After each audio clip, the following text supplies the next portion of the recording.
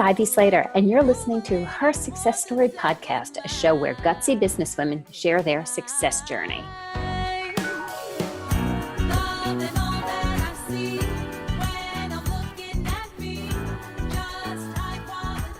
Hi, this is Ivy Slater.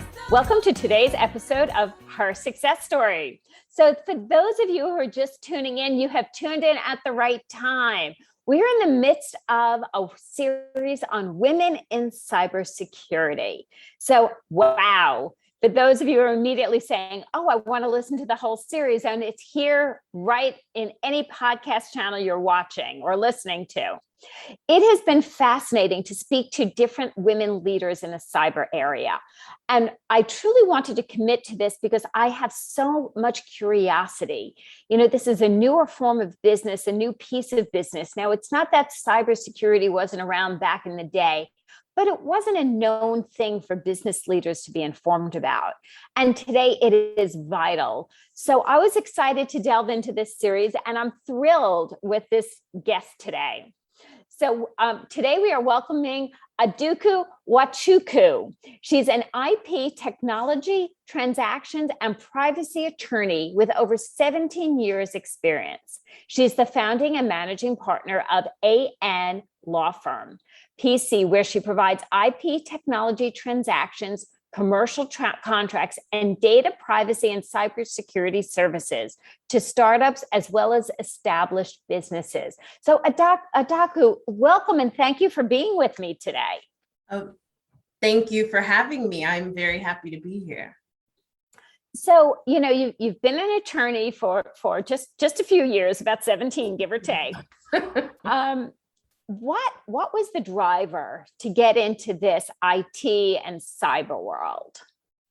Okay, so I actually have a story that is non-traditional when it comes to just landing in the area of data privacy and cybersecurity. I don't have a technology background with respect to engineering or computer science. I actually have a biology degree, undergrad and master's degree. And I was interested in patent law, and I went down that track. And that's where I do some of my transactional work. But while I was working in big law, I was working in the transactions, technology transactions practice group. And as part of that practice group, they had the data privacy and cybersecurity attorneys, and that practice was basically under the umbrella of technology transactions. And there was a lot of work going on in the last 6-7 years, where there's been a lot of hacking in technology, you know, with companies, their personal information is stolen. So this was just becoming an area in our law firm practice that was becoming more and more important. And I started working with partners in that area of data privacy and cybersecurity.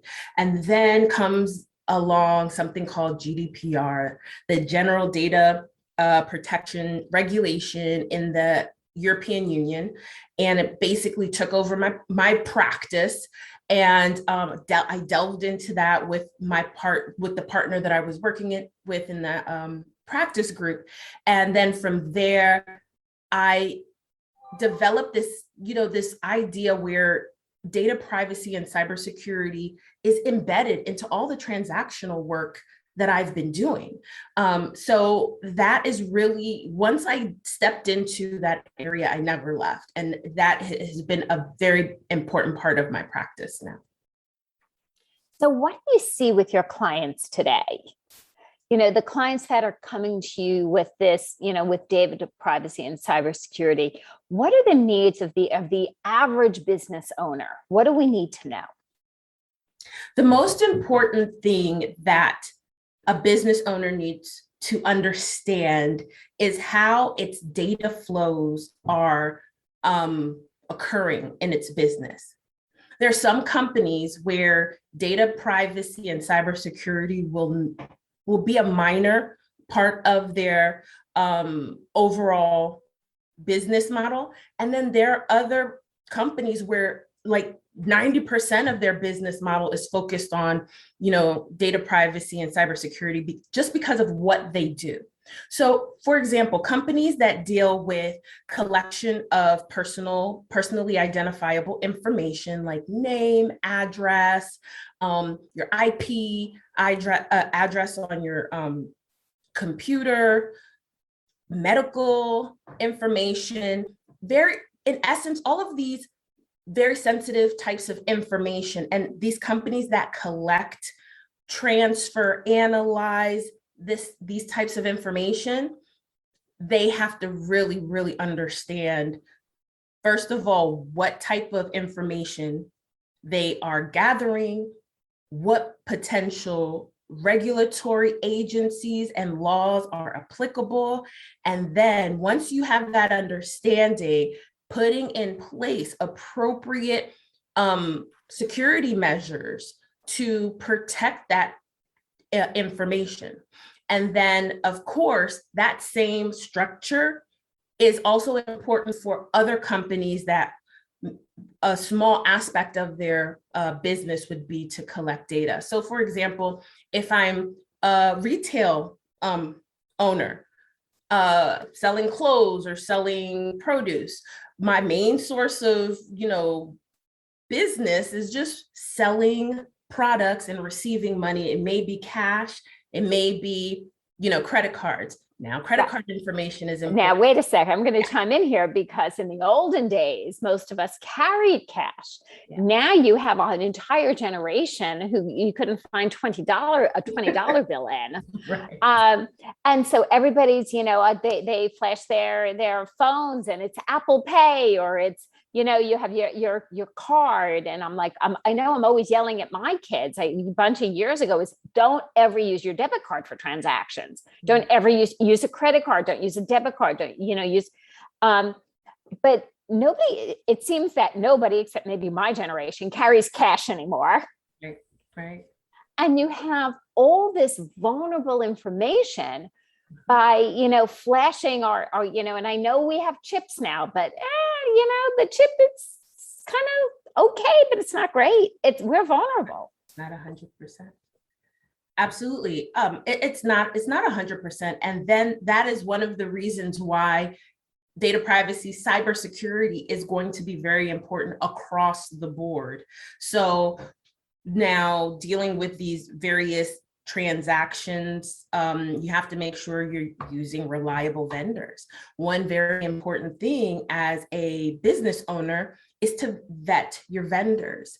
For my practice, I have a checklist. It's a vendor management checklist. Like, hey, these are the things you need to do when checking the due diligence of your vendor. So you're going to, if you can, have them provide you with any appropriate policies that they have in place that will be applicable to your practice. Understand what are their data security practices, what are they doing on their end to protect the data that you will be transferring to them? Are they complying with various types of industry requirements or industry standards when it comes to handling credit card transactions, when it comes to transferring data? Are they transferring data securely through various transfer methods? Do they have things going on or processes in place when it comes to how their employees access information? So one of the important things as a business owner is to look at your vendors. Because no matter how much you're doing on your end to protect the physical, to have physical security, to have, information technology security where you're using VPN, you have a firewall, antivirus protection, you're informing your employees about phishing emails. You can do all of those great things, but then if you are using vendors who don't have comparable security measures in place, you're back to square one where you're going to have a problem with, with your privacy and security.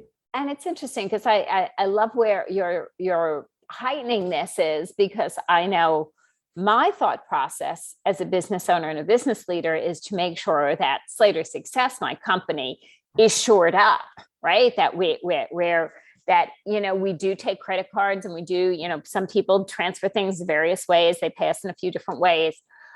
So it'd be thinking that my system, that we're shored up as an organization. But what you're raising, which is very interesting, is my vendors, are they as careful as we are? Are their systems in place? And, it's always that, shoemaker without shoes, that you think, you're an attorney and you got everything else together. That I would say, of course, I know we have a good following of people in law, of attorneys and other areas there. It's, do they have everything to, shored up? Right? It's not just your company, it's all the vendors that your company is doing business with that could then be making sure that our clients are well protected. Exactly.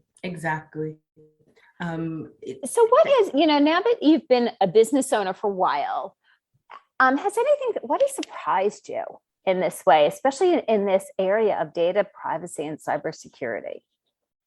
I think the thing that surprises me the most is how much companies don't have the information ahead of time before starting. And I won't, say that in a negative way, because because we know what we know. We don't know what we don't know. Exactly. It's an educational piece. Where's the handbook on this? It's absolutely. And I have to say, just starting my own practice, I know I was very hesitant, and maybe it's because of the fact that I'm an attorney, and I took a lot of time researching and finding out different things and talking to people before I delved in. And, that might be a little bit of my personality in addition to my business that I'm running. But what I've discovered is a lot of times, when you have this great idea, this great technology, this wonderful business that you're just going to, you're focused on just getting it up and running, there's a lot of stuff in the back end that, entrepreneurs and business owners don't know. And that does surprise me. But then again, that's why I'm here. That's my job, to help them, figure that out. So hopefully within, prior to setting up shop and actually starting, working with customers and clients, or shortly after starting their business, they're going to reach out and say, hey, I need some advice. I need some help. But I'm very surprised, especially when it comes to technology startups, still trying to figure out what do I need to know on the regulatory side. But again, it's not surprising, because I'm still figuring stuff out with my business. So I'm not an accountant, but I got to figure out that stuff too and ask. I think the greatest thing, the smartest business owners, is we know what we don't know, and we don't know what we don't, or we learn fast what we don't, and we reach out. Exactly. And find out. Exactly. So, for tips and advice you might share forward for people opening businesses, for people who've been in business, what do we need to know, and what are some good resources for us? Okay. So that's a very broad question, because it really depends on the type of business, right? True. The size of the business. And I guess coming from multiple areas, I've worked with startups who have really skyrocketed, and they're making a lot of money in the short term, like social media, and getting into that area. They're collecting data, and they're just exploding as far as their business model. So in those instances on the technology side, I would first of all get information on regulatory law. So if you're doing social media, Generally speaking, there's not any federal regulatory law that will really hit you. You'll focus on state regulatory laws. California is the big one that everyone is worried about and should be concerned about when it comes to data privacy and cybersecurity. And there are other states that follow California's lead. But if you're a company that's going to be national and you anticipate having a lot of revenue and having a lot of customers, you really want to get information and advice about regulatory laws in California when it comes to California Consumer Privacy Act and the subsequent laws that are coming down the line in California. So get that information, get advice, and prior to hitting the milestones, so basically there's certain milestones that once you hit, then that law is going to be applicable to you. So before you hit that milestone with respect to the amount of revenue you are making, with respect to the amount of personal information you're collecting from California consumers, there's a certain set number. Get advice and then, get advice and ramp up and be prepared. So once you hit that, those milestones, you are cruising and you're in compliance prior to, prior to hitting those milestones. So what I'm hearing and what I'm understanding is this is new for a lot of businesses, when we think about, I think about it taking credit cards, but you were also hearing about all the social media and all the data we're collecting. As business owners, business leaders, get advice, seek counsel. Absolutely. Adaku is a great resource. There's many other resources out there, but most importantly, seek counsel. Absolutely. This is a newer area of business for the small to medium-sized business. And remember, small business is under 10 million. It's not under $1 million. Find out what we need to do to protect ourselves, what you need to do to protect you. Adaku, how can our listeners find out and resource you, learn more about you? Absolutely. If someone wants to reach out to me, they can go to my website and go to the contacts page. My website is does anyone say that anymore? Good question. anlawfirmpc.com. That's the letter N as in Nancy, lawfirmpc.com. And they can go to the contacts page and they can just send me a note with whatever question that they have, and I'll definitely respond. Awesome. Listeners, you know what I say at the end of her success story. Thank you for chiming in. Thank you for listening. Most importantly, out of respect for the time that you have dedicated to listen, what is your takeaway from today's interview? And what's the action you're going to take because you've chimed in? Just listening is wonderful. Listening followed by an action is where the real power and follow through is. So thank you for joining. I hope you are enjoying this series on women in cybersecurity. Let us know your thoughts. Let us know what else you want to hear. What do you want to learn about? What is your curiosity? Women in cybersecurity was the curiosity of mine, and hence I created a series. Thanks for joining us. Feel free to hit subscribe. We come into your inbox every Monday morning with great new episodes. See you next time.